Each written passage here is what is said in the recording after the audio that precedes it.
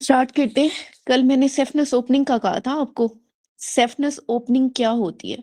Safeness opening is an oval opening in upper mid part of the fascia lata of thigh. क्या है? Oval opening है in upper mid part of fascia lata of thigh, 3 to 4 centimetre below and lateral to the pubic tubercle होती है। It is covered by a thin layer. उस layer का नाम क्या है हमारे पास? ये सुपरफिशियल फेशिया, उसे हम कहते हैं फेशिया क्रिब्रोसा। सेफनस ओपनिंग कहाँ पे होती है? फेशिया लटा के अंदर होती है। किस जगह पे? Upper mid part of the fascia lata, 3 to 4 centimetre below and lateral to the pubic tubercle है।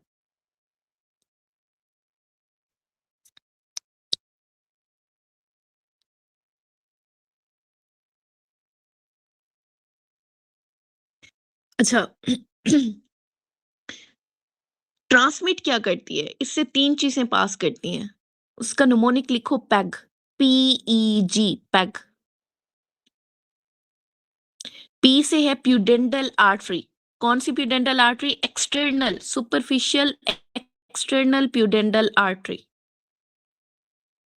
ई से है हमारे पास epigastric artery, superficial epigastric artery. और जी से है genitofemoral nerve, femoral branch of genitofemoral nerve. ये तीनों चीजें कहां से पास कर रही हैं? सेफनस ओपनिंग से। और इसका क्वेश्चन बार आता है। इन तीनों में पूछते हैं, सी 3 चीजें पास कर रही हैं सेफनस ओपनिंग से। सुपरफिशियल एपिट्री, superficial external pudendal artery, femoral branch of genitofemoral nerve.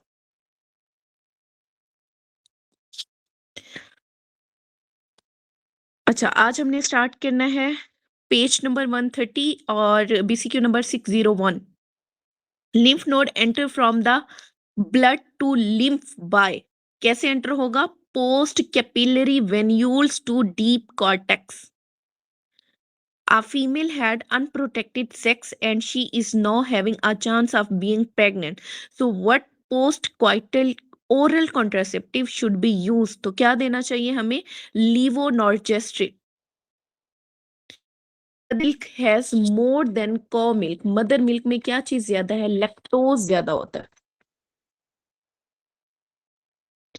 अच्छा, एक और क्वेश्चन आता है, mother milk is deficient in, किस चीज में डेफिशिएंट है? In vitamin C and iron. इसके अलावा मदर मिल्क में लैक्टोज जो है वो ज्यादा होता है देन द कॉ मिल्क। और यही हमारा क्वेश्चन है यहाँ पे, mother milk has more than cow milk, क्या? लैक्टोज। इसके अलावा जो दूसरा क्वेश्चन आता है वो ये है कि डेफिशिएंट किस में है? तो डेफिशिएंट होता है ये विटामिन C और drug given after meal due to, after meal हम, ताकि ये GI डिस्टरबेंस ना करे, decrease GI disturbance. Feature of acid fast bacilli in TB, TB में एसिड फास्ट बेसिलाई का फीचर कोलिसिड। ये हमारा लास्ट से लास्ट अटेम्प्ट वाला जो पेपर था ना, उसमें 2 दफा आया हुआ था। Mycolic acid. Which ion is required for secretory substance through exocytosis? तो क्या चीज जरूरी है हमारे पास? Calcium. Central chemo receptor function are act on, किसके ऊपर एक्ट? अच्छा, याद रखना 2 चीजें होती हैं कीमो रिसेप्टर, एक है पेरिफेरल। जो सेंट्रल है वो इंक्रीज कार्बन डाइऑक्साइड को रिस्पॉन्स करेगा, जो पेरिफेरल है वो डिक्रीज ऑक्सीजन को रिस्पॉन्स करता है। सब अरेक्नाइड स्पेस एंड एट, कहां पे एंड होती है? S से सब अरेक्नाइड स्पेस, S से S2 lower vertebra S2। GLUT transport in skeletal muscle via, हमने पहले भी पढ़ा है ग्लूट का, ठीक है। स्केलेट के अंदर याद रखना हमेशा GLUT4 आता है। अब मुझे जल्दी से बताओ, ये इंसुलिन डिपेंडेंट है कि इंडिपेंडेंट है?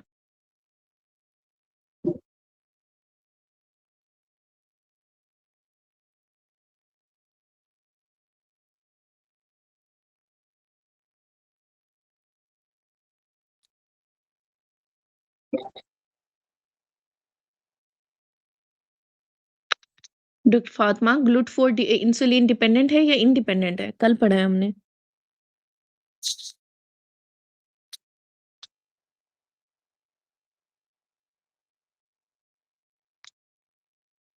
ये देखो, कल हमने क्या पढ़ा था? इंसुलिन डिपेंडेंट कौन सा होता है? ग्लूट4।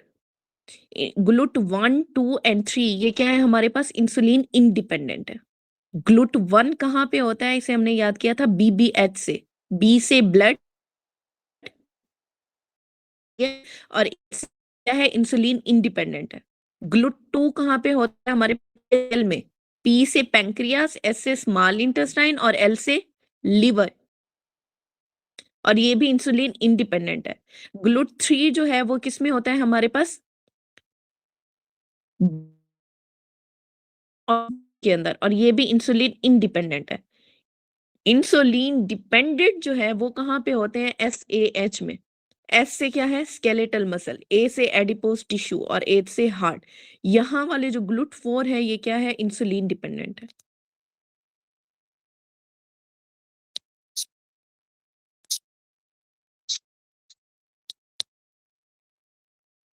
Primary oocyte change into, primary oocyte क्या बनाता है? Secondary oocyte with body.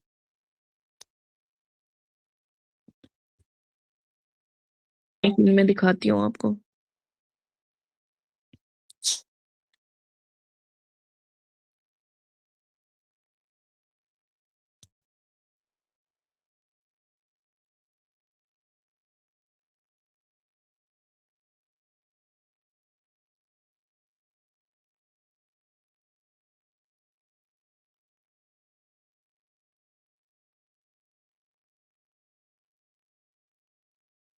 ये देखें, सेल वहां से ओगोनियम से प्राइमरी oocyte। अब उन्होंने पूछा है कि प्राइमरी बनाता है, तो primary oocyte secondary oocyte with first polar body बनाता है। सेकेंडरी oocyte का पूछें तो वो क्या बनाएगा? Second polar body with ovum.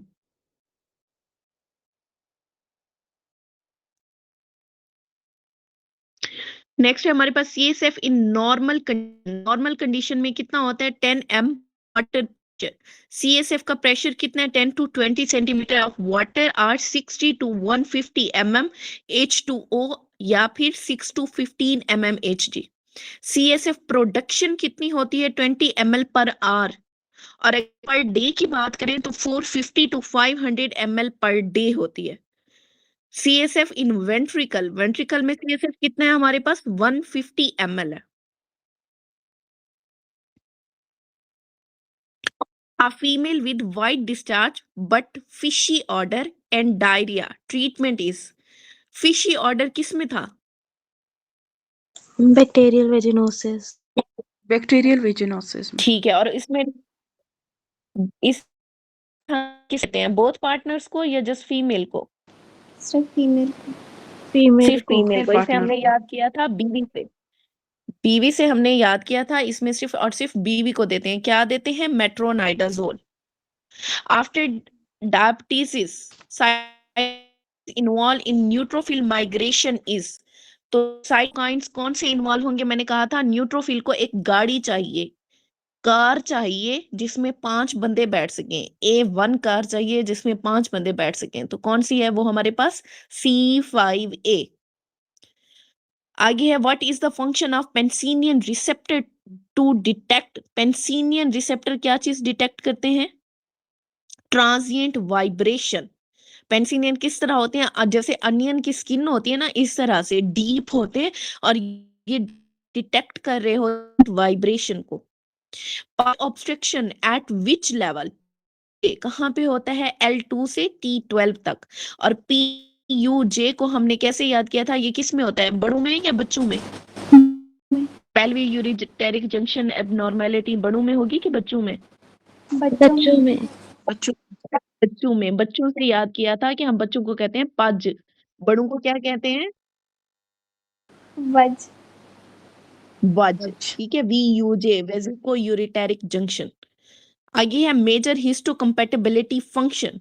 अब हिस्टोकम्पैटिबिलिटी फंक्शन क्या होगा, याद रखना, MCH होता है रिकॉग्नाइजेशन, मतलब जान पहचान बनाने के लिए। तो हम क्या कहेंगे, MCH किस लिए है, इम्यून रिकॉग्निशन, जान पहचान बढ़ानी है। फीमेल यूरिथ्रा इन फीमेल क्या होता है, above euro neck of the female urethra lie above urogenital diaphragm. Female urethra more prone to infection. Ketogenic amino acid कौन से हैं, मैंने कहा था किट्टी के दो बचे हैं, एक ल्यूसीन और एक लाइसिन। कीटोजेनिक ल्यूसीन और लाइसिन हो गया, जो पॉजिटिव हैं वो हॉल में बैठते हैं, हॉल के H से है हिस्टिडीन, A से आर्जिनिन, L से लाइसिन। नेगेटिव चार्ज को याद रखना किससे, आग से। ए से हो गया हमारे पास एस्पार्टेट, नेगेटिव चीज है ना आग लगना, ए से एस्पार्टेट और जी से ग्लूटामेट। डीएनए के अंदर क्या होता है हमारे पास, histidine. MgSO4 act on neuromuscular diethyl methyl, पता नहीं कोई इस तरह का था। जस्ट अ मिनट, देखती हूँ मैं क्या है।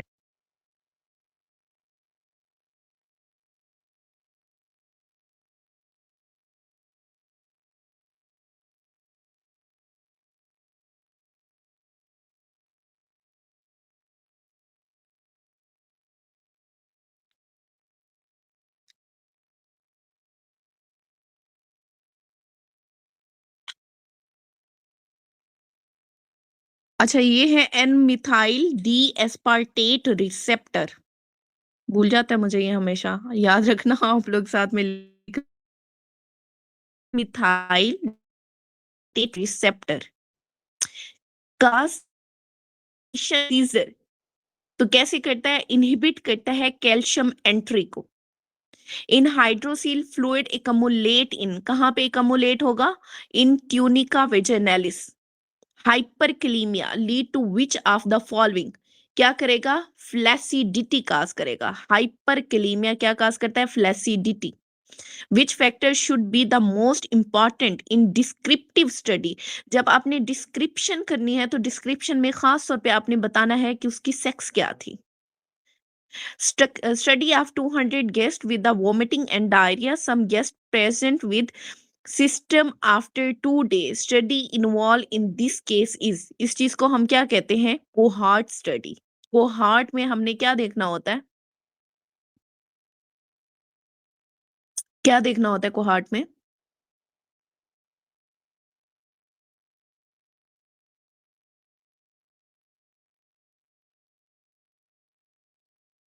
फॉरवर्ड स्टडी है कि बैकवर्ड स्टडी है ये,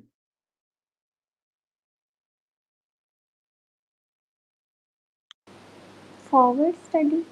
हाँ फॉरवर्ड स्टडी है, फॉरवर्ड स्टडी। अब देखो यहाँ पे जो बंदे हैं ना, वो 2 दिन के बाद भी आपके पास आ रहे हैं।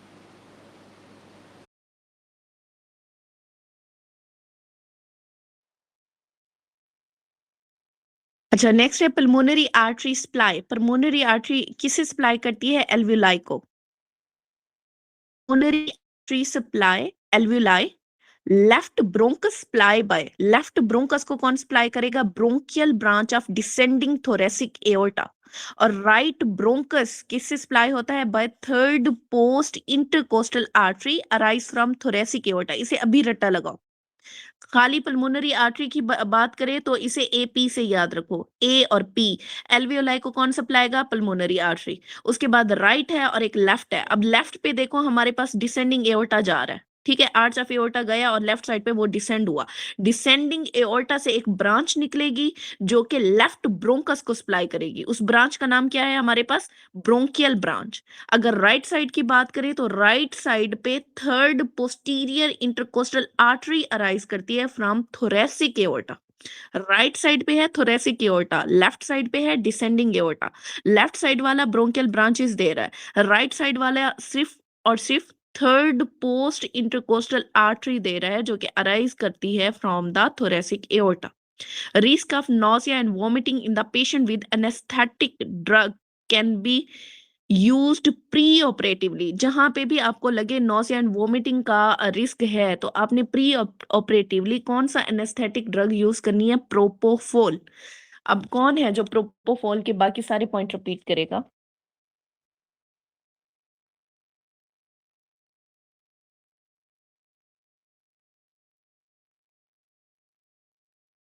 मैम एक तो ये भी किया था कि एस्थमेटिक है बट हीमोडायनेमिकली स्टेबल होगा तो प्रोपोफोल देंगे।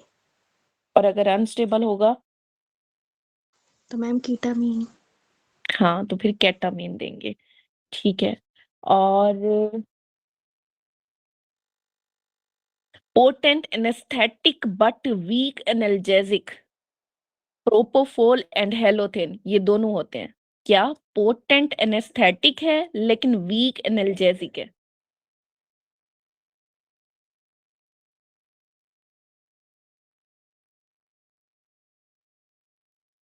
Local anesthesia that decrease the risk of nausea and vomiting is your propofol.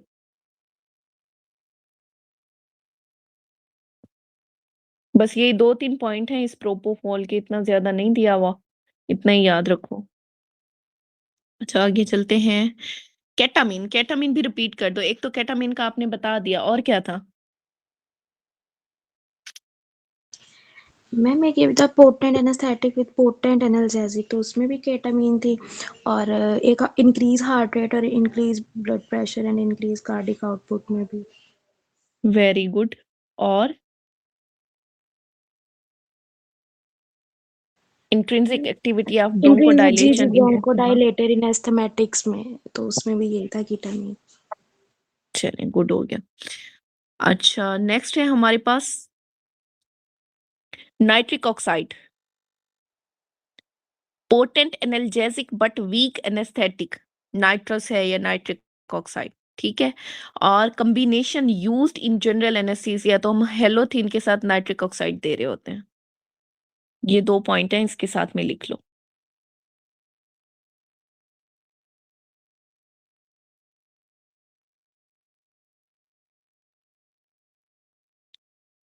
अच्छा नेक्स्ट है हमारे पास T cell involve in which disease, तो टी सेल किस में इन्वॉल्व थे हमारे पास? टाइप 4 हाइपर सेंसिटिविटी रिएक्शन में। उसमें कौन सी डायबिटीज मिलाइटस आएगा? टाइप 1 डायबिटीज मिलाइटस आएगा। टाइप 2 डायबिटीज मिलाइटस कौन से में इन्वॉल्व होगा?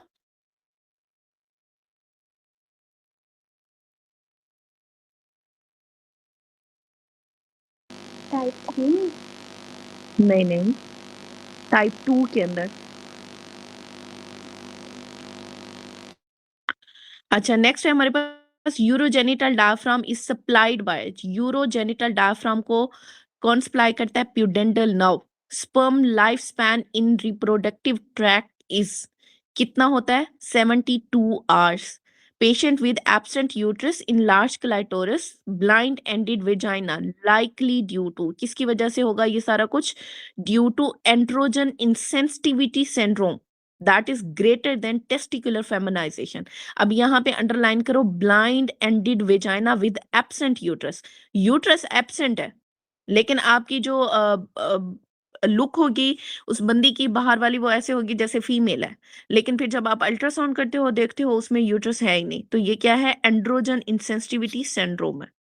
Patient has fracture of pterion having bleeding due to which vessel. अब देखो उन्होंने कहा bleeding due to which vessel, उन्होंने ये नहीं पूछा कि कौन सी वेसल की ब्रांच, उन्होंने सिर्फ वेसल का पूछा कि कौन सी ब्लीड करेगी, तो वो कौन सी है हमारे पास? Middle meningeal artery. अगर ब्रांच की बात करें ना कि कौन सी वेसल है जिससे ये ब्रांच निकलती है, तो वो कौन सी वेसल है? वो हमारे पास मैक्सिलरी आर्टरी है। Middle meningeal artery is the branch of maxillary artery. तो आपने ना चीजों को गौर से देखना है। आते आपको दोनों होंगे लेकिन कहाँ पे कंफ्यूजन होती है? अगर वो पूछ रहे होते हैं वेसल का, फिर आप कहते हो कि पता नहीं मिडल मेनिंजियल थी या मैक्सिलरी थी। अगर तो वेसल, मेन वेसल की बात करें तो वो मैक्सिलरी है, लेकिन अगर ब्रांच ऑफ मेन वेसल की बात करें तो ब्रांच कौन सी है हमारे पास? यही मिडल मेनिंजियल आर्टरी है। ये नीचे दिया भी हुआ है आपका, middle meningeal artery is the branch of maxillary artery. Major site of gluconeogenesis is, major site कौन सी है? लीवर है। partial pressure of oxygen in the arterial blood is less than oxygen in the alveoli because क्यों होता है? क्योंकि oxygen need pressure gradient for diffusion. 35-year-old lady recently lost her husband in the car accident. She has psychologically disturbed and developed amenorrhea. The most likely causes, तो cause क्या होगा? Decreased dopamine. Dopamine normally inhibit prolactin को inhibit करता है dopamine and control mood. When decreased dopamine result in increased prolactin that cause amenorrhea. अब क्योंकि उसका dopamine release ही नहीं हो रहा तो उसकी वजह से क्या होगा? प्रोलैक्टिन इंक्रीज हो जाएगा और प्रोलैक्टिन ने क्या करना है? जाके एमेनोरिया काज करना है, एफएसएच एलएच को रिलीज नहीं होने देना. Hodgkin lymphoma virus involve. Hodgkin lymphoma में याद रखना कौन सा वायरस होता है हमेशा? एप्स्टन बार वायरस. अब कोई बताएगा एप्स्टन बार वायरस के बाकी कैरेक्टरिस्टिक?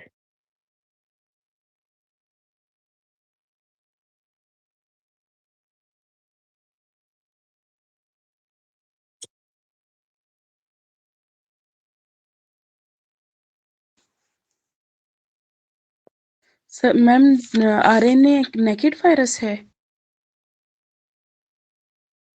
बताती जाए.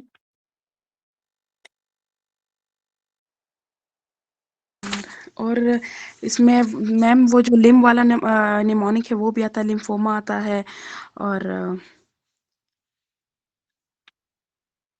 और 3-4 बर्किट लिम्फोमा आता है इसमें, ठीक नेसोफेरिंजियल है. और इन्फेक्शियस मोनोन्यूक्लियोसिस और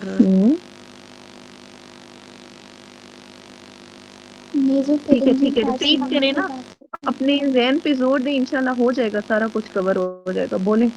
बोले सी, बस चुप ना रहें, जो दिल में है बोलें.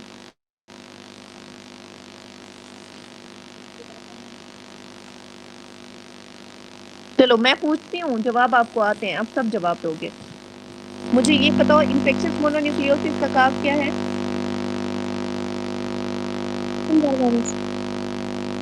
एप्स्टन बार वायरस.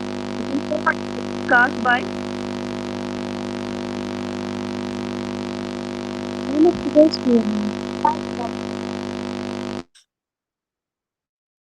बख्तावर, मैंने आपको म्यूट किया है क्योंकि शोर आ रहा था.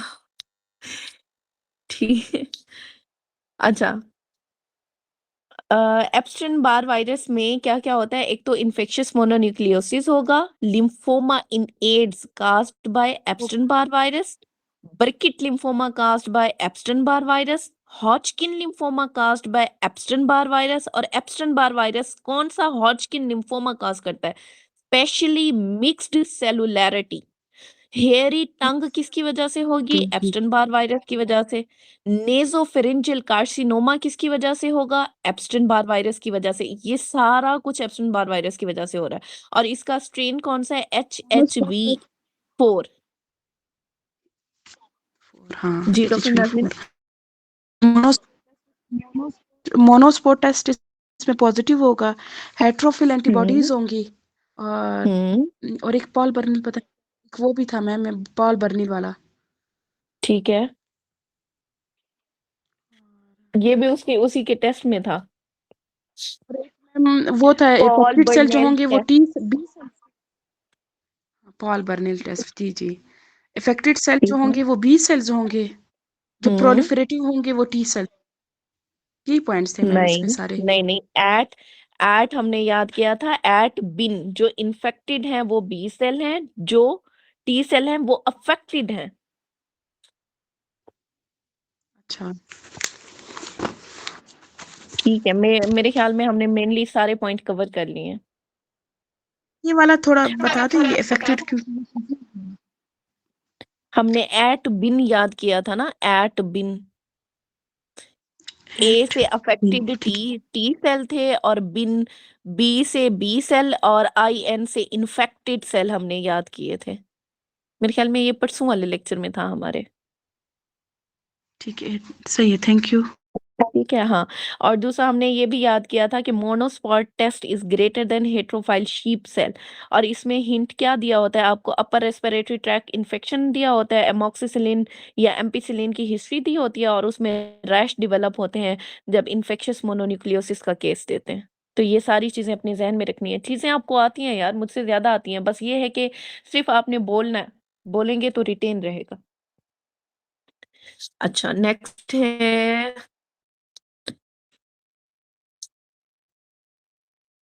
a female had history of breast cancer BRCA gene related to breast cancer. These gene present in which place? तो BRCA जीन कहाँ होते हैं हमारे पास? न्यूक्लियस के अंदर। अच्छा, पिछले लेक्चर में हमने पढ़ा था इनसाइड द न्यूक्लियस किसके रिसेप्टर पड़े होते हैं? BRCA1। नहीं नहीं, किस हार्मोन के रिसेप्टर पड़े होते हैं इनसाइड द न्यूक्लियस? हमने कल पढ़ा, परसों पढ़ा था।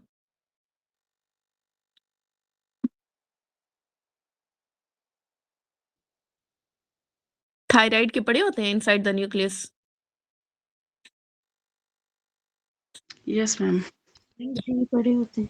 Intrinsic factor required for which of the following? किस लिए जरूरी है? कोबालामीन एब्जॉर्प्शन के लिए। For B12 absorption needed intrinsic factor, और B12 की ट्रांसपोर्ट के लिए T से ट्रांसपोर्ट, T से ट्रांस कोबालामीन 2।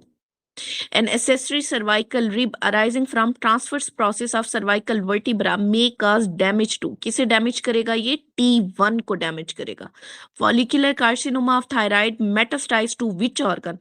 अभी छोड़ दो follicular carcinoma of thyroid या समथिंग जो भी है, मुझे ये बताओ हमने MBBS में कौन सी 2-3 चीजें याद की थी कि ये जगह हैं जहाँ पे मेटास्टेसिस होती है, और उसका न्यूमोनिक क्या था?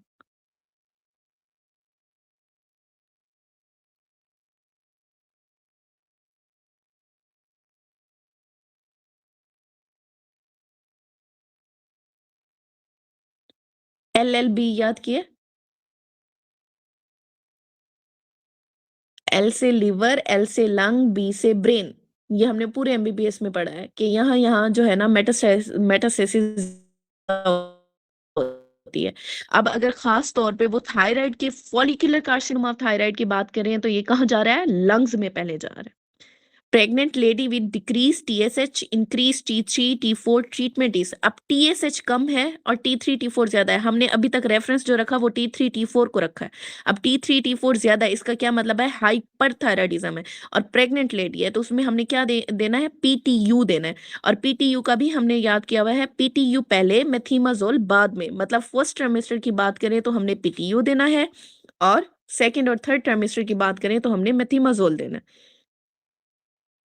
Effect of glucagon on heart is likely, कैसे होगा? Likely epinephrine. A pregnant lady was prescribed metformin. The benefit of metformin, metformin ने क्या करना है? Utilise fat, lymphatic drainage of breast, outer upper outer quadrant is. Upper outer quadrant कहाँ जाएगा? Anterior के अंदर। हमने ये बार बार देखा भी है, मैं आपको पिक्चर फिर दिखाती हूँ, पहले ये सारी एक्सप्लेनेशन इसकी देख लो। निप्पल ड्रेन करती है एंटीरियर एक्सिलरी में, अपर लेटरल ड्रेन करेगा एंटीरियर एक्सिलरी में, लोअर लेटरल कहाँ जाएगा? Anterior axillary. सब डायफ्रैग्मेटिक, अब देखो ना यहाँ पे नीचे डायफ्राम भी आ जाता है, तो सब डायफ्रैग्मेटिक प्लस इंटरनल मेमोरी। अगर मीडियल क्वाड्रेंट की बात करें तो मेनली इनटू इंटरनल मेमोरी।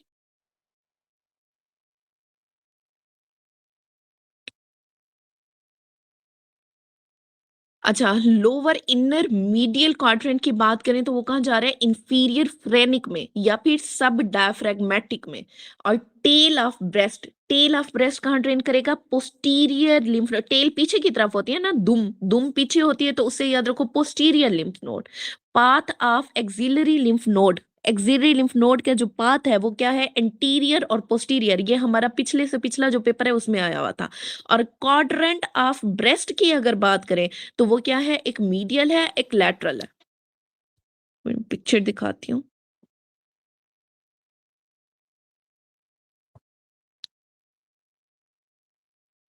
ये देखो, इंटरनल मेमोरी नोड्स देखो कहाँ पड़े हैं? Interpectoral nodes, supraclavicular node, axillary node के 2 लेवल हैं, 1 एंड 2। स्केपुलर है, प्री पेक्टोरल है, और एक्सटर्नल मेमोरी नोड्स। अगर नीचे की तरफ देखते हैं तो वो वहाँ पे डायफ्रैग्मेटिक आता है, ये यहाँ। अच्छा, नेक्स्ट देखो, to check the status of the vitamin A in a community the most cost effective method of assessing is, अब ये तो आपको आता है, हमने बार बार पढ़ा है, डाइटरी एनालिसिस। अब जल्दी से विटामिन ए को रिपीट कर दो, फिर आगे चलें।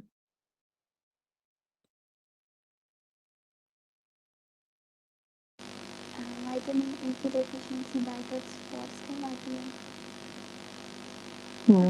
कॉर्नियल जो है वो डिजेनरेशन कहलाती है। इसके अलावा नाइट ब्लाइंडनेस कहलाती है। और इसमें साइन एक होता है, उसको कहते हैं जेरोसिस, कंजक्टाइवल एक्स फिरोसिस। जी कंजक्टाइवल।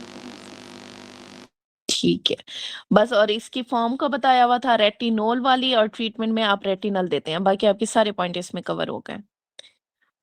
और ये मेंटेन करता है vitamin A integrity of germinal epithelium, उसकी इंटेग्रिटी को मेंटेन करता है। अच्छा, नेक्स्ट है हमारे पास which structure crosses at the pelvic brim. Pelvic brim के लेवल पे क्या चीज क्रॉस करती है? Ovarian artery. और इसे हमने याद कैसे किया था? कप डबल ओ आई नुमोनिक से। पी से पेल्विक ब्रिम, ओ से ओवेरियन वेसल, सी से क्या था हमारे पास? ड्यूरिंग सी सेक्शन, यू से यूट्राइन वेसल जो है वो डैमेज होती है। सी सेक्शन में uterine vessel, at the level of pelvic brim क्या होगा हमारे पास? Ovarian artery.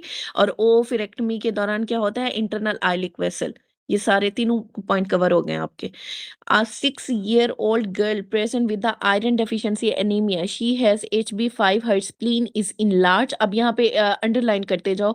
देखो, एनीमिक है, HB5 है, और स्प्लीन इनलार्ज है, पल्पेबल फ्रंटल बोजिंग करेक्टरिस्टिक फीचर है ये थैलेसीमिया का। थैलेसीमिया मेजर की बात की गई है, पूछ रहे हैं कि उसमें HB कौन सी होती है, तो HBF होती है उसमें। Distance of the sacral promontory to the posterior surface of the pubic symphysis, इसे हम क्या कहते हैं? Posterior surface of the pubic symphysis की बात की गई है। तो ये है हमारे पास ऑब्स्ट्रक्टेड कॉन्जुगेट।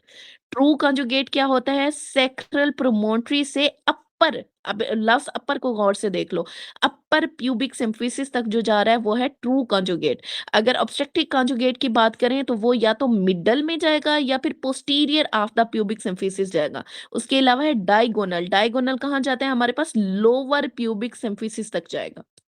इसकी पिक्चर दिखाती हूँ मैं आपको।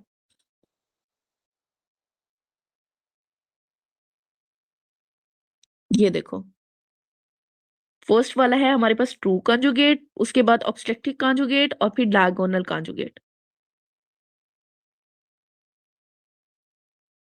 बस इनके ये चीजें याद रखनी है। पोस्टीरियर और मिडल की बात करें तो ऑब्स्ट्रक्टेड होगा, अपर की बात करें तो ट्रू होगा, और अगर लोअर की बात करें तो वो क्या होगा हमारे पास? डायगोनल। और सबसे बड़ा कौन सा है हमारे पास? डायगोनल है, 12 सेंटीमीटर। ट्रू की बात करें तो वो कितना है? 11। और ऑब्स्ट्रक्टिव की बात करें 10.5। ये पिक्चर में भी शो हो रहा है।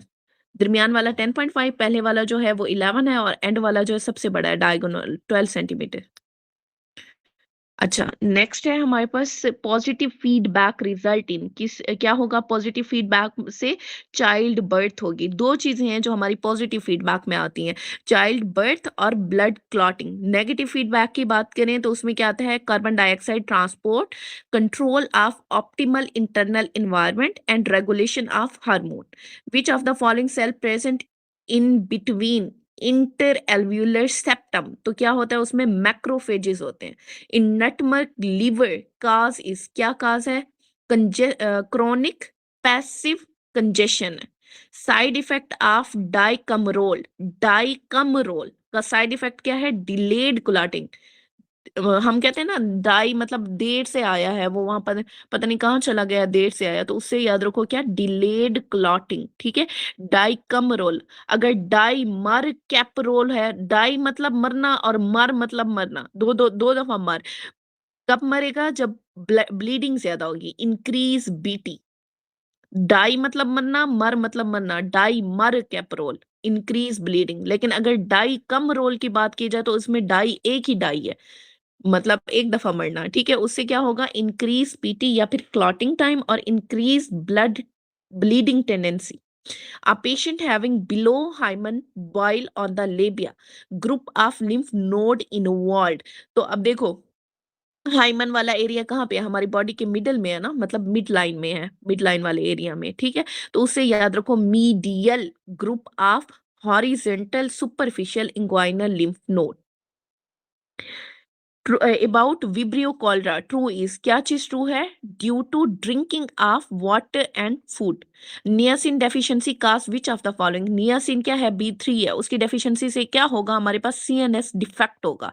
अब वो हमने जो प्लेग्रा के साइन पढ़े थे, डिमेंशिया, डर्माटाइटिस और क्या था, डायरिया और डेथ, ठीक है।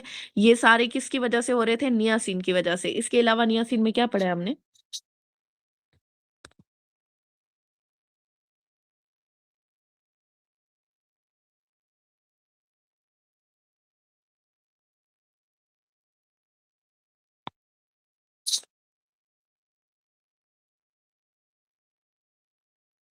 बोलो बच्चों, मैंने पेपर नहीं देना, आपने देना है।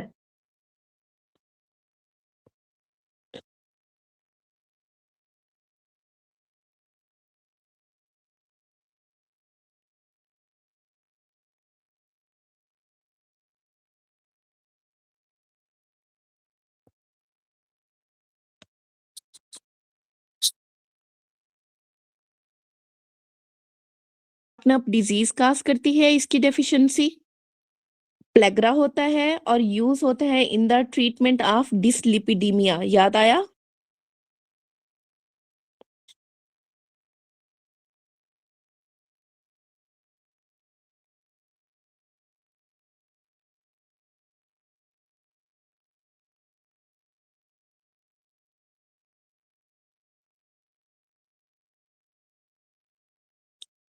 बोलना नहीं है, हाँ।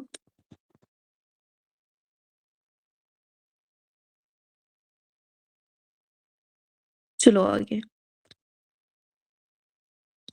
Amniocentesis can't be done before 10 week से पहले पहले हम एमनियोसेंटेसिस नहीं कर सकते। यहाँ पे एक निमोनिक लिखो, कैम कॉर्ड।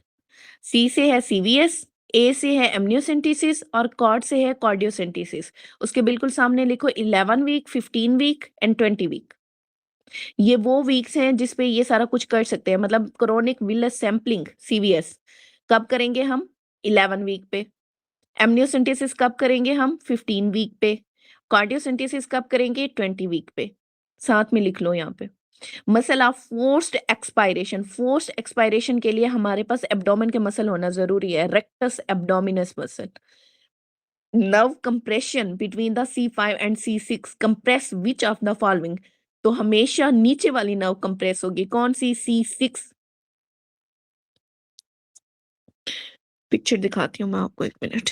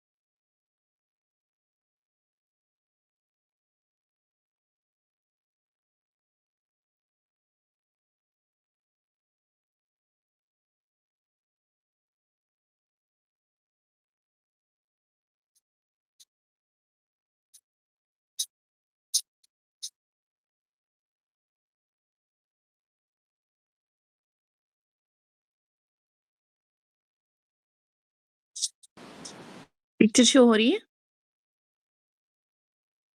जी मैम। जी हो रही है। ठीक है।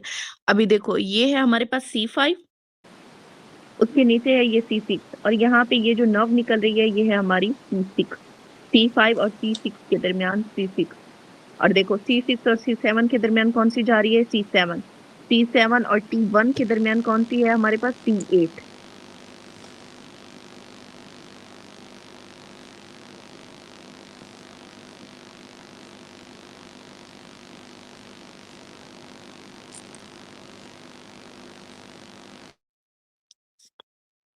अच्छा, नेक्स्ट है हमारे पास common cause of DVT. DVT का कॉमन काज क्या है? Prolong इमोबालाइजेशन।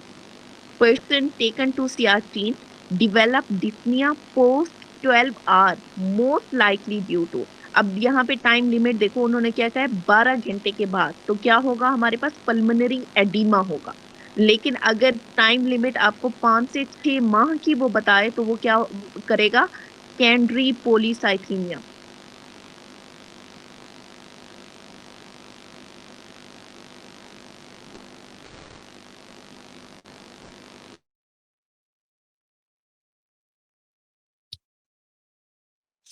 With in 24 hours symptom pulmonary edema के हैं, और after 5 to 6 month symptom on returning कौन से हमारे पास? सेकेंडरी पॉलीसाइथीमिया के। A person working in circus, अब देखो उन्होंने खुद ही बताया कि सर्कस में काम करता है, लंबा सा बंदा है, फ्लेक्सिबल जॉइंट है, चेस्ट पेन और सडन हुआ और वो मर गया। और ऑटोप्सी पे आपको क्या मिली? मीडियल नेक्रोसिस मिली। तो ये सारे के सारे सिम्टम किसके हैं? मार्फन सिंड्रोम के। Marfan syndrome. अब रिपीट करो, मार्फन सिंड्रोम क्या होता है?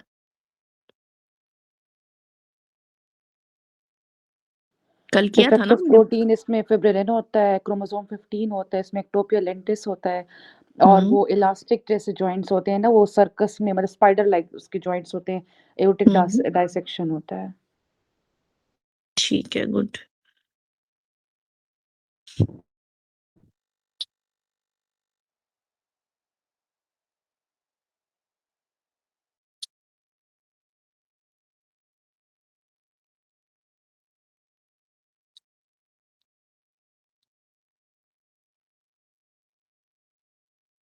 चलो फिर से देख लो। मार्फन में क्या था हमारे पास? Mitral valve prolapse, medial necrosis of aorta, aortic aneurysm, retinal detachment, fibrillin defect जिसमें FBN1 जीन म्यूटेशन होती है ऑन क्रोमोसोम नंबर 15, एक arachnodactyly, negative nitroprusside test, positive homocystinuria और सबलक्सेशन ऑफ लेंस।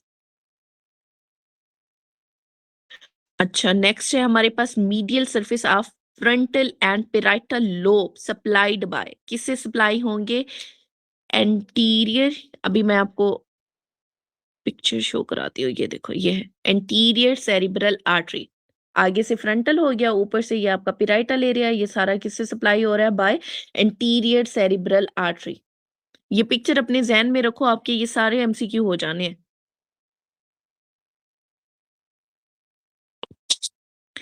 अच्छा, नेक्स्ट है हमारे पास amino acid and glucose absorption occur in. याद रखना, अमाइनो एसिड और ग्लूकोज, ग्लूकोज के 100 आउट ऑफ 100 मॉलिक्यूल, मतलब पूरा का पूरा ग्लूकोज कहाँ पे एब्जॉर्ब होता है? आपके प्रॉक्सिमल कन्वोल्यूटेड ट्यूब्यूल में। A patient with a history of third degree severe burn causing damage to spinosum, granulosum and basilis। अब ये देखो, ये तीनों की तीनों लेयर्स जो है ना वो डैमेज हो गई हैं, तो उससे क्या होगा? क्यूटेनियस वाटर लॉस होगा। Sarcomere is present between which of the following, कहाँ पे प्रेजेंट है? Between 2Z line. Which anesthetic undergo massive metabolism, कौन सा एनेस्थेटिक जाता है? हेलोथिन। हेलोथिन के बाकी सारे पॉइंट आपको आते हैं, एक्स्ट्रा जो ऐड करना है वो यही करना है आपने, मैसिव मेटाबॉलिज्म। अब बाकी सारे पॉइंट रिपीट करो जल्दी से।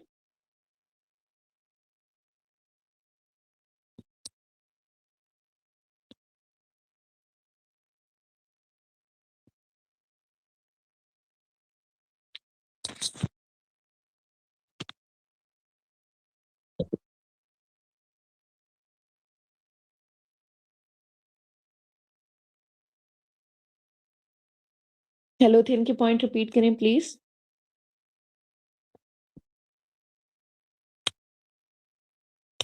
मैम हेलोथेन जो है अभी हमने पढ़ा कि हेमोडायनेमिकली अनस्टेबल पेशेंट के लिए होता है, यही था ना मैम? और बोले बोले बोले सारा बोले। नाइट्रिक ऑक्साइड के साथ देते हैं। ठीक है, जनरल एनेस्थीसिया में नाइट्रिक ऑक्साइड के साथ कॉम्बिनेशन में देते हैं, और और मैलिग्नेंट हाइपरथीमिया, ठीक है, और malignant इसमें ना hyperthyroidism हेपेटिक, करेंगे। एक वो हेपेटिक की बात थी कि उसमें डिक्रीज होता है सेरेब्रल ब्लड फ्लो में, इंक्रीज कुछ इस तरह बात थी। ठीक है, और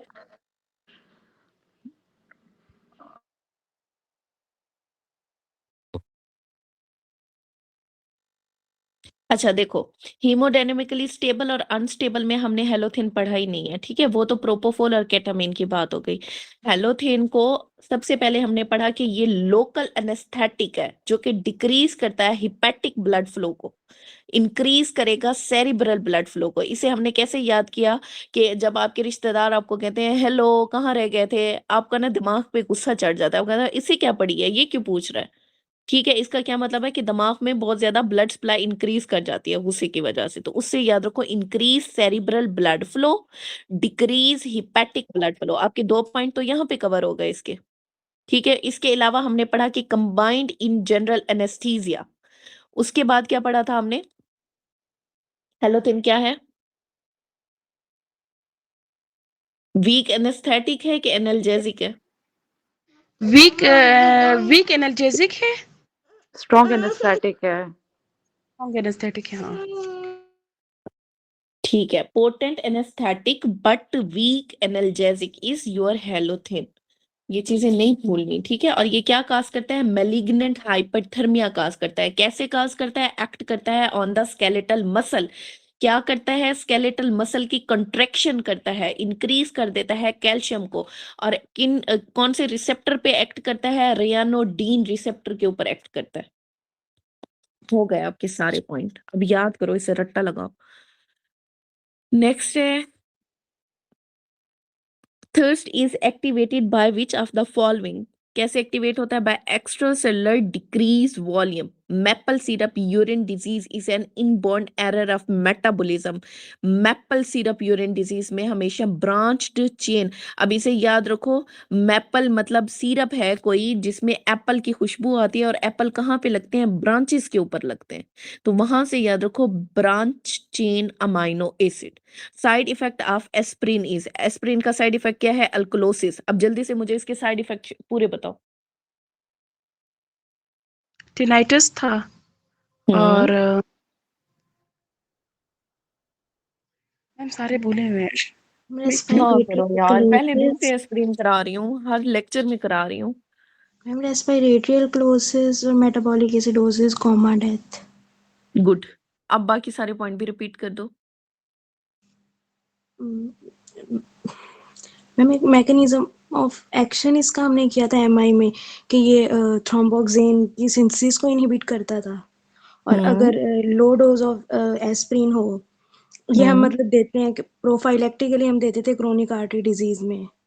ठीक है और ये फीवर को डिक्रीज करता है बाय प्रोस्टाग्लैंडिन्स की डिक्रीज करके। हम मतलब ये फीवर को डिक्रीज करता है ठीक प्रोस्टाग्लैंडिन्स है। को डिक्रीज करके। इसके अलावा थ्रोम्बोक्सिन A2 इनहिबिटर है, हम्म और CLD में कॉन्ट्रा इंडिकेटेड था गुड, NSAID वाला। ठीक है।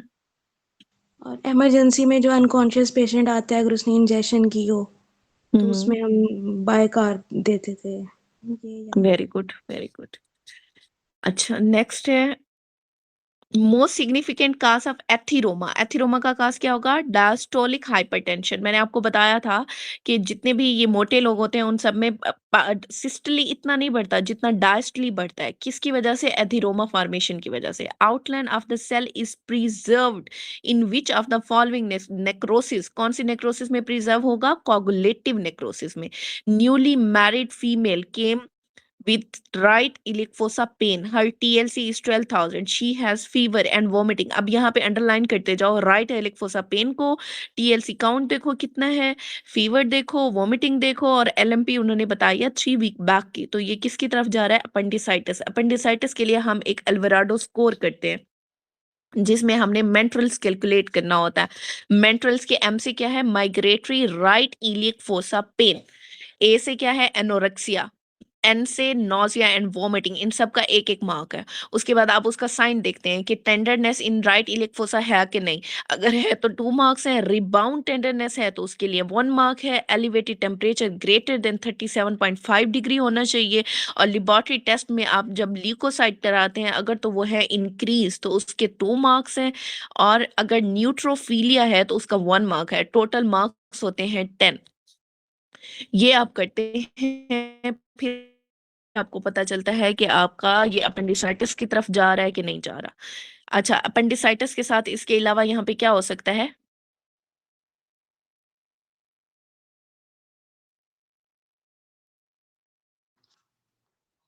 मैम टॉपिक क्या हो सकता है इसके अपेंडिसाइटिस के अलावा? एक टॉपिक हो सकता है। गुड, एक्टोपिक प्रेगनेंसी हो सकती है। Determinant of the diastolic BP क्या है हमारे पास? Total peripheral resistance. Patient exhibit sign of myasthenia gravis. What is the best confirmatory test in him? तो बेस्ट confirmatory टेस्ट कौन सा है हमारे पास? EMG। याद रखना, बेस्ट confirmatory टेस्ट की बात की गई है। अब माइस्थीनिया ग्रेविस थोड़ा थोड़ा याद है किसी को? कोई बताएगा? नहीं याद होगा, चलो मैं बताती हूँ, फिर नेक्स्ट टाइम मैं सुनूंगी। फ्रीक्वेंसी में देखें, इसमें मोस्टली ये अफेक्ट करता है न्यूरोमस्कुलर जंक्शंस को। न्यूरोमस्कुलर जंक्शन डिसऑर्डर है ये। इसमें होता क्या है, ऑटो एंटीबॉडी बनती हैं to post synaptic nicotinic acetyl choline receptor. अच्छा मुझे ये तो बताओ, माइस्थीनिया ग्रेविस कौन सी टाइप की हाइपर सेंसिटिविटी रिएक्शन शो करता है? टाइप 2। टाइप 2। Good, type 2। इसे हमने याद किया हुआ है, my blood group is RH positive, उसकी माई से था माइस्थीनिया ग्रेविस। ठीक है। क्लिनिकल फीचर में क्या आएगा? टोसिस होता है, डिप्लोपिया है, weakness, worsening of the muscle use and recovery on rest. जितना आप मसल यूज करेंगे उतना वर्स होता जाएगा, लेकिन जैसे ही रेस्ट करेंगे तो ये रिकवर करता है। और इसमें इंप्रूवमेंट होती है आफ्टर गिविंग एड्रोफोनियम, या फिर इसे हम क्या कहते हैं, टेंसलॉन टेस्ट कहते हैं। माइस्थीनिया ग्रेविस को याद रखना, हमेशा एसोसिएट करेगा विद थाइमोमा और थाइमिक हाइपरप्लेजिया। और इसमें क्या ट्रीटमेंट क्या देते हैं आप? पायरिडोस्टिग्मिन और नियोस्टिग्मिन। पायरिडो और नियोस्टिग्मिन देते हैं आप हमेशा। अच्छा नेक्स्ट है, किधर गया? Which drug save in liver decompensation disorder. अब याद रखना, लीवर डिकम्पनसेशन डिसऑर्डर में हमारे पास जो पैम ग्रुप है ना, पैम इनकम पैम, ये देते हैं हम, ये सेफेस्ट है। जैसे ऑक्जेसिपैम, लोराजिपैम, टिमाजिपैम, ये सेफ है। ठीक है। अब यहाँ पे एक कहानी याद रखो, एक बंदा है, उसका लीवर खराब है, उसके लिए आपने करना है ऑपरेशन। ऑपरेशन से पहले उस बंदे को आपने पिलानी है फेंटा। फंटा, फंटा से याद रखो ड्रग फेंटानिल। अब कोई कहे कि लीवर में, लीवर डिजीज में प्री ऑपरेटिवली क्या देते हैं, तो फेंटानिल देते हैं। ठीक है। अब जनाब फेंटा पिला दी, वो लेट गया। अब वो उसका भाई आ गया अंदर, रोला डाल दिया, उसने कहा कि हमने ना ऑपरेशन ही नहीं करने देना। ठीक है। उसके भाई ने ना पैंट पहनी हुई है, तो वो पैंट वाला भाई अंदर आता है और वो रोला डाल देता है। तो वहां पे जो ऑपरेशन करने वाले सर्जन ठहरे हैं वो कहते हैं भाई इसे बाहर निकालो। तो वो कॉन्ट्रा इंडिकेटेड है, उसका भाई, पैंट वाला भाई अंदर कॉन्ट्रा इंडिकेटेड है, वो ऑपरेशन थिएटर में नहीं आएगा क्योंकि वो रोला डालता है। ठीक है। अभी याद रखो कि लीवर डिजीज के पेशेंट में कॉन्ट्रा इंडिकेटेड क्या होगा? पेंटाजोसिन। अब क्योंकि उसने रोला डाला हुआ था, तो इनकी एक बहन है सिस्सा क्यूरियम, वो अंदर आती है, वो अपने भाई को रिलैक्स करती है, भाई छोड़ो, आप अपने दूसरे भाई का ऑपरेशन होने दो, वो उसे लेके बाहर चली जाती है। अब रिलैक्सेशन के लिए कौन सी ड्रग देते हैं, तो वो क्या है? सिस्सा क्यूरियम। ये सारा किस में हो रहा है? लीवर डिजीज के पेशेंट में। ठीक है, ये तीनों ड्रग्स याद हो गई आपको। MHC1 is associated with which of the following, तो आपने यहाँ पे रूल ऑफ 8 याद रखना है। MHC1 है तो CD8 के साथ है, लेकिन अगर MHC2 है तो CD4 के साथ होगा। 4 मल्टीप्लाई बाय 2 करो तो क्या बनेगा? CD8 बनेगा। मैकेनिज्म ऑफ एक्शन ऑफ बेंजोडायजेपिन, अच्छा पीछे आपने एक पढ़ा था, मैकेनिज्म ऑफ एक्शन ऑफ बेंजोडायजेपिन, बारबिटूरेट और एक और ड्रग थी, तो ये डायजिपम आई थिंक वो था। तो उसमें हमने गाबा पढ़ा था, और तब मैंने आपको कहा था साथ में लिख लो, पोटेंशिएट गाबा, ये क्या करते हैं? पोटेंशिएट करते हैं conductive system of the heart is present in, ये कहाँ पे प्रेजेंट होते हैं? तो मार्जिनल ट्रेबेकुली के अंदर। और मैंने राइट और लेफ्ट, सॉरी, राइट एट्रियम और राइट वेंट्रिकल दोनों के आपको बताए हुए कि इसके अंदर क्या क्या आता है। ये देखो पिक्चर शो हो रही है ना? ठीक है, ये देखो, ये है सेप्टो मार्जिनल ट्रेबेकुलेशन, या फिर इसे क्या कहते हैं? मॉडरेटर बैंड कहते हैं।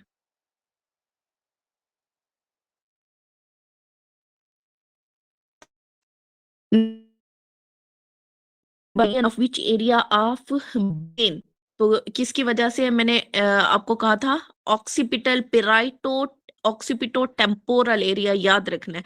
मेनली यहाँ पे क्या है हमारे पास ऑक्सीपिटल एरिया, और इसे याद यूं रखो APTP।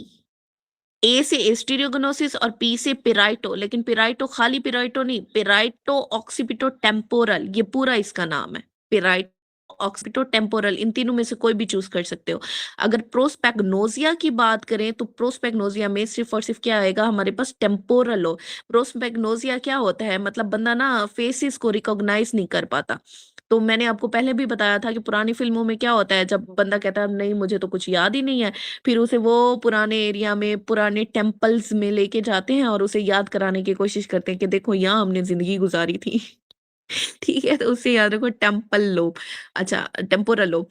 नेक्स्ट है हमारे पास ear pinna and tragus develop from, कहाँ से डिवेलप होगा, first and second branchial arch से।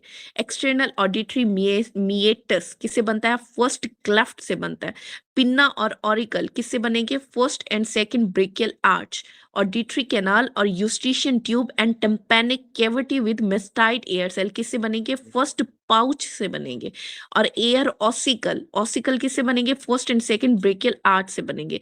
Feature which differentiate full blown carcinoma from carcinoma in situ, कौन सा फीचर करता है, इन्वेजन टू बेसमेंट, इन्वेजन थी ना बेसमेंट मेम्ब्रेन की, अगर इन्वेजन हो जाती है तो हम कहते हैं कि ये अब मेलिग्नेंट हो चुका है। इन प्लास्टिक इंडस्ट्री वर्कर, अब प्लास्टिक के एल से आप विनाइल क्लोराइड, ठीक है। नेक्स्ट है हमारे पास angiosarcoma in plastic factory worker, कौन काज करेगा, विनाइल क्लोराइड काज करेगा। एंजियोसार्कोमा इन फार्मर, फार्मर के AR को अंडरलाइन करो, फार्मर के AR को, AR से क्या बना, arsenic. Plastic factory worker, plastic के L को अंडरलाइन करो और L से क्या हुआ, लिवर। विनाइल का L भी प्लास्टिक के L से करना, और प्लास्टिक के L से ही आपने लिवर। अच्छा, इस दफा जो हमारा सिनेरियो आया हुआ था ना प्लास्टिक फैक्ट्री वर्कर वाला, उसमें उन्होंने एंजियोसार्कोमा नहीं दिया हुआ था, उन्होंने हिमेंजियोकार्सिनोमा और हिमेंजियोसार्कोमा का ऑप्शन दिया हुआ था। ठीक है, तो ये चीजें अपने जहन में रखनी है। अगर आपको पता होगा एंजियोसार्कोमा क्या है तो ही आपको पता चलेगा कि यहाँ पे हिमेंजियो लगाना है कि नहीं लगाना। नेक्स्ट है plastic factory worker plus smoking का ऑप्शन हो। अब क्योंकि स्मोकिंग पहले आ गया है ना, तो स्मोकिंग की वजह से हमने लंग कार्सिनोमा को ज्यादा चूज करना है देन एंजियोसार्कोमा। चीजें समझ आ रही हैं कि नहीं, ऊपर से गुजर रही हैं? Yes ma'am. चलिए good. Development of anterior pituitary gland from, कहाँ से डेवलप होगा, from the out pouching of stomodeum is greater than Rathke's pouch. Knife injury into the hip, after which patient started waddling gait and pelvis sink to the site of injury too. क्या होगा उसमें, superior damage होगा। Site of pelvis sink its opposite side muscle will be damage, मतलब जिस side पे pelvis आपकी sink कर रही है ना उसके अपोजिट साइड का हमेशा मसल डैमेज होगा। अगर फर्स्ट करो मैं चल रही हूँ और मेरी राइट साइड की पेल्विस सिंक कर रही है तो मेरे लेफ्ट साइड के मसल डैमेज होंगे। Difficulty in standing from sitting position, अगर सिर्फ बैठ के खड़े होने में मसला हो रहा है तो आपका ग्लूटियस मैक्सिमस डैमेज है। ग्लूटियस मैक्सिमस है तो बड़ा मसल, लेकिन इसे सप्लाई कौन दे रहा है, इंफीरियर ग्लूटियल नर्व सप्लाई दे रही है। लेकिन अगर ग्लूटियस मीडियस और मिनिमस की बात करें, वो है तो छोटे मसल लेकिन कहते हैं इत्तेफाक में बरकत है, तो इसी वजह से बरकत की वजह से उन्हें कौन दे रहा है, सुपीरियर ग्लूटियल नर्व सप्लाई कर रही है। वेडलिंग गेट में ग्लूटियस मीडियस और मिनिमस दोनों डैमेज होंगे और इसमें सुपीरियर ग्लूटियल नर्व डैमेज होगी। अब मैं कहती हूँ आपको कि एक बंदा है बैठ के खड़े होने में उसे मसला है और उसकी शैक्टिक नर्व जो है वो डैमेज है, तो अब बताओ कौन से मसल इन्वॉल्व होंगे? Hamstring. Good. Injection intragluteal is given which technique to avoid damage, तो क्या कौन सी नर्व को डैमेज होने से बचाना है हमने, शैक्टिक नर्व को। During anaesthesia which nerve commonly injured in limb, कौन सी होगी, लोअर लिम्ब में याद रखना हमेशा कॉमन पिरोनियल नर्व। अगर अपर लिम्ब की बात की जाए तो उसमें है अल्नर नर्व, ठीक है। Over ulnar great peroneal. लेकिन अगर अपर लिम्ब की बात करें तो आपने अल्लर लगाना है, अगर लोअर लिम्ब की बात करें तो आपने कॉमन पिरोनियल लगाना है। एपिड्यूरल स्पेस कहाँ से स्टार्ट होती है? फोरामन मैग्नम से स्टार्ट होती है और S2 तक जाती है। और S2 का लेवल हमने अभी पढ़ा है, कौन सी जगह थी? सब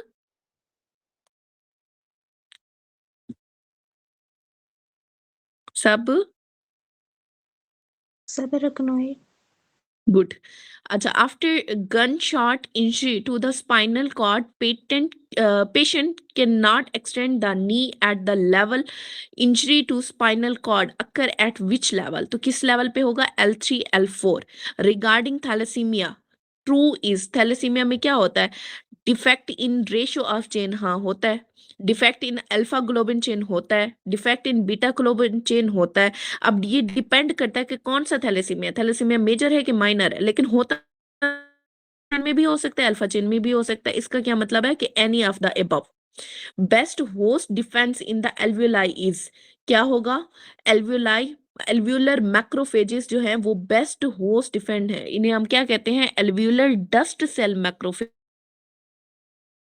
40-year female with the heavy bleeding since 6 month on and off, endometrial biopsy show endometrial hyperplasia। तो काज क्या हुआ? endometrial hyperplasia को अंडरलाइन करो, इसका काज क्या हुआ? ईस्ट्रोजन। अच्छा, नेक्स्ट है हमारे पास कार्बंकल। कार्बंकल के अंदर याद रखना हमेशा, अब कहीं पे भी कोई कार्बंकल होता है, आपकी नेक के ऊपर होता है या जहां पे भी, तो उसमें कौन सी टाइप की नेक्रोसिस होगी? तो नेक्रोसिस उसमें लिक्विफेक्टिव नेक्रोसिस। इसके अलावा हमने कहाँ पढ़ी है लिक्विफेक्टिव नेक्रोसिस? ब्रेन में। Good. Brain which structure has intra pelvic extra pelvic extension? तो कौन सी स्ट्रक्चर ने रखना है? Round ligament of the uterus ने, क्योंकि ये पुप्पी है जो अंदर की चीजें बाहर लेके आती है। हमारे पास a patient sore throat and membrane covering the throat upon removal of the heat। अब मेम्ब्रेन को रिमूव की वजह हुआ डिप्थेरिया की वजह से, और डिप्थेरिया आपका कार्डियोटॉक्सिक है। और इसमें हाइपर सेंसिटिविटी रिएक्शन थेरिया 3 के नाम से हमने याद किया हुआ।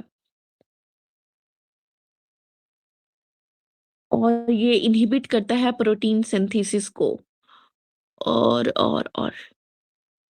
क्या पढ़ा था? और कोई पॉइंट याद है आपको डिप्थेरिया का? इसका वो सिनैप्स 25 भी पढ़ा था ना एक जगह पे, याद है? मैम डिप्थेरिया वो कॉज करता है मायोकार्डाइटिस, एवी ब्लॉक। हाँ, मायोकार्डाइटिस काज करता है। गुड। और इसके 3-4 पॉइंट मैंने आपको पहले लिखवाए हुए हैं। चलें फिर नेक्स्ट में करेंगे हम कवर इसे। अच्छा, नेक्स्ट है elderly patient constipation on and off, and as a result of straining, what exactly she is doing that help her to pass the stool? तो ये क्या कर रही है? relaxation of the puborectalis muscle कर रही है। और ये क्वेश्चन आया हुआ था। Puborectalis reflex cause contraction of the puborectalis that prevent the fecal discharge. The relaxation of puborectalis will allow her to pass the stool. A female with pH 7.5, hypokalemia, normal sodium and normal cortisol, but raised renin level। अब यहाँ पे underline करो, renin level उसका ज्यादा है, तो क्या काज होगी उसमें? renal artery stenosis। 35-year-old female present with a secondary infertility, fallopian tube were blocked, collection of epithelioid cell, histiocytes and germ cell। यहाँ पे अंडरलाइन करो epithelioid cell और germ cell को। तो ये किस साइड पे जा रहा है? टीबी की तरफ जा रहा है, tuberculous infection। Patient woman has joint pain with the photosensitive, has anti-dsDNA positive and pleural pericardial effusion। Urea is raised। अब अंडरलाइन करो, यहाँ पे यूरिया भी raised है। What is the likely mechanism? तो क्या मैकेनिज्म होगा? इम्यून कम्प्लेक्स डेपोजिशन होना शुरू हो गई है। What is the likely cause of secondary hyper aldosteronism? अब यहाँ पे प्राइमरी की बात नहीं की उन्होंने, सेकेंडरी की बात की है। तो उसमें हमेशा सेकेंडरी में याद रख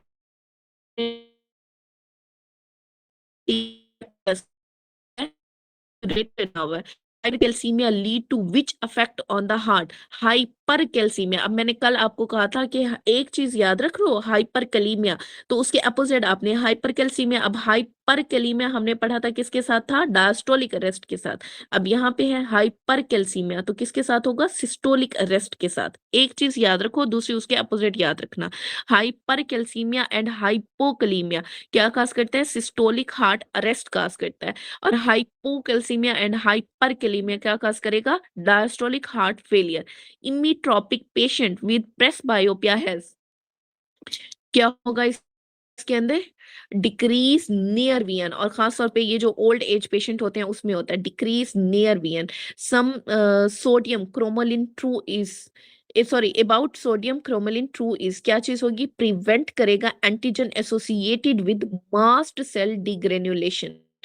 complete transection of the brain stem above the pons would be, क्या करेगा ये, प्रिवेंट करेगा any voluntary holding of the breast को, क्योंकि अबव द पोन्स जो है ना वो कट हो गया है, तो आपका होल्डिंग नहीं हो पाएगा, मतलब आप अपनी मर्जी से अपने सांस को रोक नहीं पाएंगे।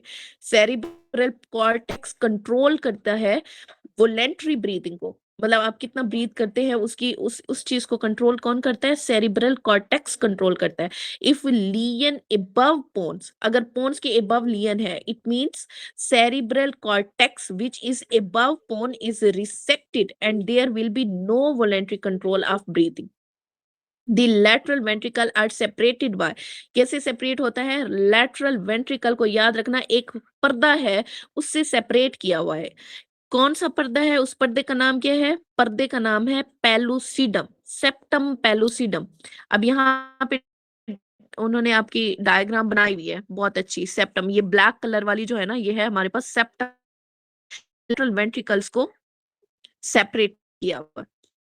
Young boy with profuse bleeding from and has his complaint for the last 6 months. There is no family history and has only chronic diarrhea, bleeding time 6 minutes, clotting time कितना है, most, तो क्या 6 मिनट है, normal bleeding time कितना होता है 2 to 9 minute होता है ना, लेकिन क्लॉट हमारे पास 30 मिनट है। तो इसका क्या मतलब है कि उसमें medical technician had a history of acute eczematous dermatitis on his hand, wrist, and wearing latex glove. Skin was dry, crusted, and thickened. Eczematous reaction was cleared after 2 weeks. Job and started grow this type of example. अच्छा देखो, उन्होंने ना latex glove dermatitis है और contact 4 hypersensitivity reaction में। A man has noted scleral icterus for 4 days, malaise for 1 month. On examination, mild tachycardia, vital केवल show haematocrit कितना है 25%। इसका क्या मतलब है, हिमेटोक्रिट ज्यादा होने का कि अंदर कोई ना कोई हिमोलिसिस शुरू हो गई है, उसका कहते हैं इंट्रावेस्कुलर हिमोलिसिस। अब स्कोपिक slide stain with Cajal method show cell in gray matter which had long branch process occupied most of neuronal space and perivascular feet space. What type of the cell is this? अब यहाँ पे mnemonic लिखो, वो GP, वो GP, वो GP का क्या मतलब है, व्हाइट। अगर यहाँ पे देखो ग्रे मैटर की बात की गई, अगर हो व्हाइट मैटर की बात तो आपने चूज करना है ओलिगोडेंड्रोसाइट को। अगर ग्रे मैटर की बात की गई है तो फिर आपने क्या चूज करने हैं, प्रोटोप्लाज्मिक एस्ट्रोसाइट्स को। यहाँ पे आप अंडरलाइन कर लो ग्रे मैटर को। ग्रे मैटर की बात हो तो चूज करना है प्रोटोप्लाज्मिक एस्ट्रोसाइट। अगर व्हाइट मैटर की बात हो तो आपने चूज करना है oligodendrocyte. Patient was taking aspirin as advised by cardiologist. Surgeon want to operate his inguinal hernia. How many days prior to surgery aspirin को हमने स्टॉप करना है, तो कितना दिन पहले स्टॉप करना है। अब एस्प्रिन के वर्ड्स गिनो कितने हैं,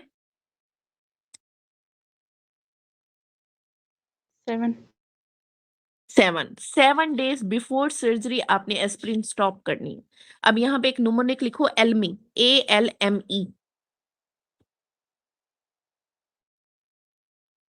ए से है एस्प्रिन, एल से लिथियम, एम से MAO इनहिबिटर और ई से ईस्ट्रोजन पिल्स।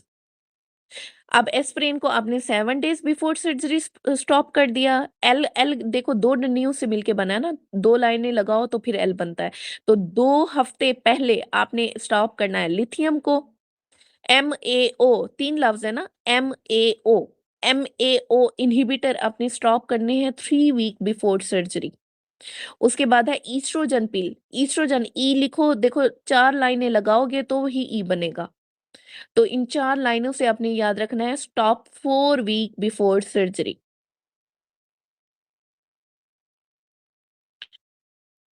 अच्छा, नेक्स्ट है हमारे पास girl with the coarse facial feature gap between the incisor and like hand, what happen to the muscle involve in this disease. तो ये किसकी तरफ जा रहा है, एक्रोमेगाली की तरफ जा रहा है। तो क्या होगा, इसमें इनलार्जमेंट होना शुरू हो जाएगी। When a film stroke with a pointed object is applied on the skin, there is spreading redness due to arteriolar dilation, या फिर वहां पे फ्लेयर बनना शुरू हो जाता है। किसकी वजह से, क्योंकि वहां पे एक्सॉन रिफ्लेक्स स्टार्ट हो जाता है।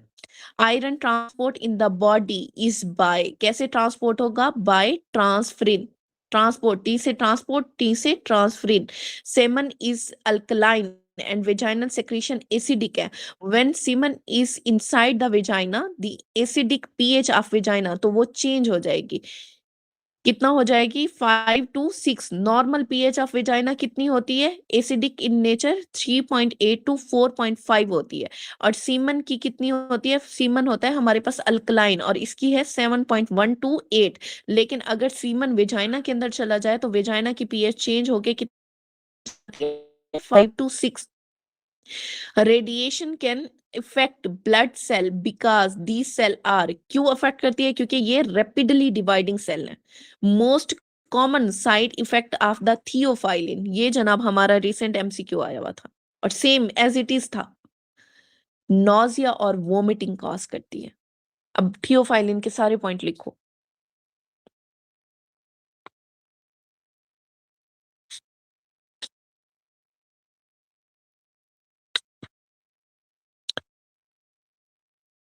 Cardiotoxicity and neurotoxicity caused by theophylline. Angina worsened by which drug, is theophylline. Commonest side effect of theophylline and nitrate is tachycardia. Repeat करते हैं मैम, Common, जी ये वाला पॉइंट रिपीट करते हैं।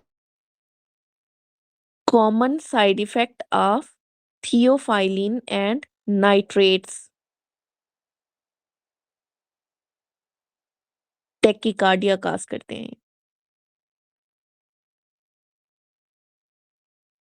Common side effect of theophylline is seizure. अब देखो, अगर वहां पे आपको सीजर भी दिया हो और नॉजिया वोमिटिंग भी दिया हो तो आपने सीजर चूज नहीं करना, फिर आपने नॉजिया वोमिटिंग चूज करनी है। रेफरेंस दिया कैटसन का, और ये नॉजिया वोमिटिंग आपकी रफी में नहीं दिया हुआ, या तो वहां इसे लिख लो या फिर यहाँ इसे लिख लो, क्योंकि एट द एंड आपने पढ़नी एस्केपिंग की है, तो बेहतर है कि यहाँ पे ये सारे पॉइंट कलेक्ट करते जाओ। In basal condition, cardiac muscle use which of the following for energy? तो फैट को यूज करते हैं। बेसल कंडीशन में कार्डियक मसल फैट या फैटी एसिड यूज कर रहे हैं। Patient childhood new murmur sound dyspnoea diagnosis, तो क्या होगा, mitral stenosis. Issue of body is a diagnostic for the rheumatic fever and not diagnose itself as diagnose is MS. MS क्या है, mitral stenosis, because mitral valve is compacted. और rheumatic fever में भी जो valve affected होते हैं वो है MAT, पहले mitral valve, फिर aortic और फिर tricuspid, MAT नमूने का इनका। True about agonist, they have affinity and intrinsic activity. Cardiac output in heavy exercise is augmented by increase in ventricular contraction. Diffusion capacity of pulmonary capillary increase in, किस में increase होगी? Polycythemia is greater than asthma. A man given hyperbaric, hyperbaric देखो underline करो, hyperbaric oxygen ने दी है, तो उसकी वजह से क्या होगा? आफ्टर 24 आवर स्पॉन्टेनियस न्यूमोथोरैक्स हो जाता है। और ये मेनली किस में होता है? जैसे बच्चे है ना, मतलब रेस्पिरेटरी डिस्ट्रेस में होते हैं और फिर हम उन्हें कर रहे होते हैं, हाई ऑक्सीजन दे रहे होते हैं, हाई प्रेशर ऑफ ऑक्सीजन, तो उसकी वजह से ये हो सकता है spontaneous pneumothorax. Specific parathormone function is, क्या होगा? Increase calcium reabsorption. Lady come to you having thalassemia triad, planned for the pregnancy, come to you for the counseling of her elder child has thalassemia major, so what is the risk? तो अब मुझे जल्दी से बताओ, thalassaemia जो है वो autosomal dominant है कि रिसेसिव है? रिसेसिव। रिसेसिव है मैम, वो जो हाँ रिसेसिव है। और इसमें चांस भी मैंने आपको बताया था 25, 50 एंड 25 का चांस था, याद है? पिक्चर मैंने आपको दिखाई थी, ये है देखो, दोनों कैरियर हैं, हस्बैंड भी वाइफ भी। इनसे जो बच्चे बन रहे हैं, एक तो बिल्कुल नॉर्मल है, अनअफेक्टेड है, कैरियर है, और एक जो है अफेक्टेड है। इसका मतलब 25% नॉर्मल, 50% कैरियर और 25% आर अफेक्टेड। और ये कौन सा है? ऑटोसोमल रिसेसिव है। नेक्स्ट है 60-year-old मैन विद, अब यहाँ पे अंडरलाइन करते जाओ, 60 ईयर को अंडरलाइन करो, पेनलेस टेस्टिकुलर स्वेलिंग को अंडरलाइन करो, biopsy show mature stem cell, इसे अंडरलाइन करो, mature stem cell. What is your diagnosis? तो क्या होगा? ये teratoma.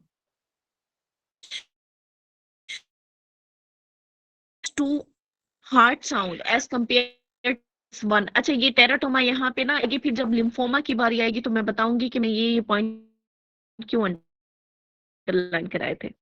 S2 heart sound as compare to S1, तो मैंने आपको कहा था कि वो हुकूमत ज्यादा दौरानिया निकालती है अपना, जो अपनी फ्रीक्वेंसी को क्या करती है, और पिच और फ्रीक्वेंसी दोनों को लो करती है। अब क्योंकि S2 जो है ना वो इतना ज्यादा उसका लॉन्गर ड्यूरेशन नहीं है, ठीक है, तो उसमें क्या होगा? मोर फ्रीक्वेंसी होगी उसकी।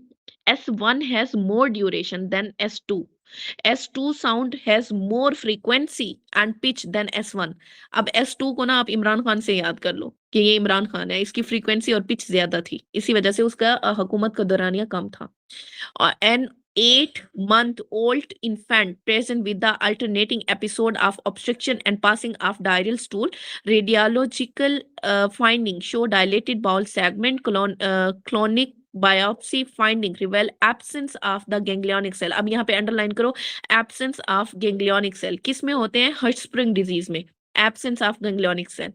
Pointed object touch the foot, sudden withdrawal reflex, तो क्या होगा? ये मल्टी साइनेप्टिक होगा। स्ट्रेच रिफ्लेक्स जो है वो क्या है? मोनोसाइनेप्टिक है। इनवर्स स्ट्रेच रिफ्लेक्स क्या है? Disynaptic. और withdrawal reflex is multisynaptic. Serous cell are, serous cell क्या करते हैं? न्यूक्लियाई को पुश करते हैं towards base, is greater than eosinophilic granules. A person has ingested a bottle of acetyl salicylic acid tablet, वैसे मुझे ये पढ़ने की जरूरत नहीं है क्योंकि आप लोगों को ये आता है। Was brought to emergency in state of drowsiness, tachypnea and dehydration. The most important step in management of this patient is क्या है? Infusion of NaHCO3 to alkalinization of urine. और ये आज आप लोगों को आता था। Data from the smaller study to one group of the people is combined with data from the larger. अब देखो छोटी सी स्टडी को हम इतनी बड़ी स्टडी के साथ वो कर रहे हैं, कंपैरिजन में ला रहे हैं, तो ये क्या हुआ? मेटा एनालिसिस हुआ। Lady with the loss of blood about 1500 ml, after few week her serum ACTH level was low and later it was found that her adrenal gland size was reduced. कितना reduce हुआ? 2 ग्राम। अब जब ये size reduce हो गया है तो क्या है? काज उसका atrophy of cortex. After hemorrhage, which one cause increase sodium and water absorption? Water और सोडियम दोनों के एब्जॉर्प्शन को इंक्रीज कर रहा है कौन? Aldosterone. Lady heard his husband not confess, which further prove her secret love. The lady tried contacting the neighbor, but he refused, which make her sad. She is preoccupied with this thought. तो ये गलत thought है ना, उसे मतलब अपनी तरफ से उसने assume किया हुआ है, तो ये क्या है, उसका delusion है. Along with thermobrain receptor are also stimulated for sensation of, कौन सी sensation, freezing cold के लिए. Which of the following will decrease chance of edema? क्या चीज डिक्रीज करेगा? आर्ट्रियोलर कंस्ट्रिक्शन. अब इसे याद रखना, नॉट वीनस. वीनस अगर करेगा तो उसकी वजह से एडिमा का चांस बढ़ जाएगा, अगर आर्ट्रियोलर करेगा तो उसकी वजह से एडिमा का चांस कम होता है. Concerned about his younger brother because he is having renal tumor, which tumor marker should be looked for. अब यहाँ पे अंडरलाइन करो आप रीनल ट्यूमर को. रीनल ट्यूमर में हमेशा क्या होता है, WT1 कराते हैं आप. After myocardial injury what biochemical change will occur in hypoxia. तो क्या होगा मायोकार्डियल इंजरी के बाद? Anaerobic glycolysis. आपका SK18 का क्वेश्चन है, 19 में भी आया हुआ. 2 अल्फा 2 बेटा इज कैरेक्टरिस्टिक ऑफ. अब 2 अल्फा एंड 2 बेटा किस चीज का है? एडल्ट हीमोग्लोबिन है, ये नॉर्मल है. 2 alpha and 2 beta. 41% hematocrit means 41% का क्या मतलब है कि 41% formed element in blood is RBC. CSF is absorbed in which of the following. कहाँ पे absorb होता है? arachnoid granules में. A से arachnoid granule, A से absorption. CSF made by choroid plexus ependymal cell में in fourth and lateral ventricle. CSF absorbed by arachnoid granule and drain into dural venous sinus. D से drain, D से dural venous sinus. Epidural hematoma is in space between. कहाँ पे होगा? Between the dura and calvira. Main sport of the liver. Main sport कौन सी है? Attachment of hepatic vessel inferior vena cava is greater. Commonest initial presentation of haemophilia patient is, क्या होगा? जब सर्कमसियन वाली साइड पे ब्लीडिंग ज्यादा होती है, is greater then epistaxis. Kyphosis is attenuate abnormal curve which of the following spine. अब इसे याद रखो, उसे newborn baby is noted to have abnormality of the lip due to failure of left maxillary process to fuse with the left medial nasal process. अब यहाँ पे underline करो left maxillary process को left nasal process के साथ. तो ये क्या है? यूनिलैटरल, एक ही साइड का है ना, लेफ्ट साइड का. यूनिलैटरल क्लेफ्ट लिप होगा. अगर तो मिड लाइन की बात करें कि mid line cleft lip is the failure of one of two medial nasal process. Unilateral cleft lip failure of one of median nasal process with maxillary process. और अगर cleft palate failure हो जाए of the one of lateral palatine process nasal septum and median palatine process. याद रखना, अगर middle की बात की जाए ना, मिडल वाला मिडल नेसल प्रोसेस की, दोनों अगर दरमियान में वो नहीं मिलते तो उसकी वजह से मिड लाइन क्लेफ्ट होगा. अगर एक साइड की बात की जाती है, एक साइड पे आपका मैक्सिलरी आ जाएगा, दूसरी साइड पे नेजल का प्रोसेस. नेजल का क्या? लैटरल, और मैक्सिलरी का क्या? मीडियल. अगर वो आपस में नहीं मिल रहे तो क्या होगा? यूनिलैटरल क्लेफ्ट लिप होगा आपका. Which muscle divide submandibular gland into superficial and deep part? तो कौन सा मसल डिवाइड करते हैं? माइलोहायोइड मसल. रिगार्डिंग लेसर पेल्विस में क्या होगा? Longer outlet is bounded by sacrotuberous and sacrospinous ligament. अभी मैं आपको दिखाती हूँ sacrotuberous and spinous ligament. ये देखो, ये रेड वाले के पास जो ठहरा है वो है sacrotuberous ligament, और नीचे की तरफ जो है ये है sacrospinous ligament. पिक्चर शो हो रही है ना आपको? जी मैम. अच्छा, नेक्स्ट है after trauma there is injury to ilioinguinal nerve, there will be, क्या होगा? Cremasteric reflex and medial thigh sensation loss हो जाएगी. इलियो इंगाइनल नर्व डैमेज होने की वजह से क्या होगा? क्रीमेस्टेरिक रिफ्लेक्स और medial thigh sensation lost. Damage to ilioinguinal nerve will result in क्या होगा? Loss of sensation in upper medial thigh. Botulinum toxin A and B inhibit release of acetylcholine via synapse 25. Olfactory pathway involve किसे involve करता है? Mitral cell of olfactory cortex को। Cold agglutination pneumonia, अब याद रखना cold के L से याद रखो माइकोप्लाज्मा का L. Cold agglutination pneumonia caused bye mycoplasma, और हमने पढ़ा था कि आउटर सेल वॉल नहीं होती किसके अंदर? माइकोप्लाज्मा एंड यूरिया प्लाज्मा, याद है ना वो? Which one cause lymphoma with C myc translocation, तो कौन काज करता है? एप्स्टन बार वायरस, ये हमने अभी पढ़ा है पूरा। Young boy has bilateral parotid enlargement due to, bilateral parotid enlargement किसकी वजह से होगी? मार्क्स की वजह से। Accessory pancreatic duct if present drain into, अब accessory जो है वो एक्स्ट्रा है ना। अब एक्स्ट्रा अगर फर्ज करो एक बंदे की एक बीवी है, फिर वो दूसरी शादी करता है, तो वो एसेस वो सर के नाचती है, इसका मतलब upper head of the pancreas. Liver necrosis in higher dose caused by, कैसे काज होगी? By paracetamol. 35 year old bird keeper, अब देखो बर्ड कीपर की बात आ गई है, तो मैंने आपको कहा था कि बर्ड को कैसे पकड़ना है? सिट्टा डालना है, ठीक है।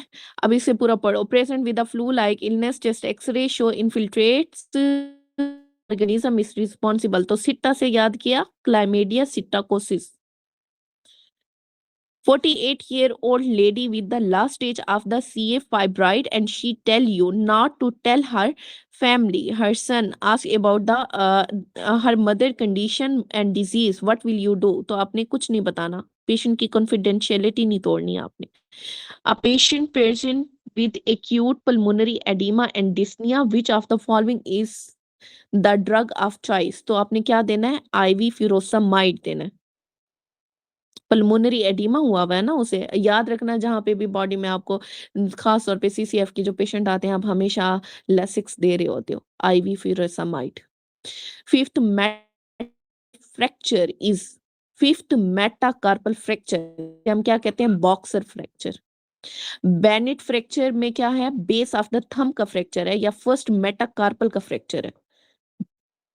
बॉक्सर फ्रैक्चर में क्या आता है? फिफ्थ मेटाकार्पल का फ्रैक्चर। और स्मिथ फ्रैक्चर में आता है हमारे पास रेडियस एंड का फ्रैक्चर। अभी मैं आपको दिखाती हूँ।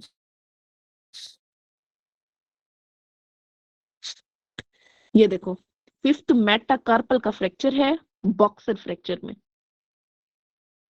ये है आपका बेनेट फ्रैक्चर। अब दोनों की जगह देखते जाओ कि कहाँ कहाँ है।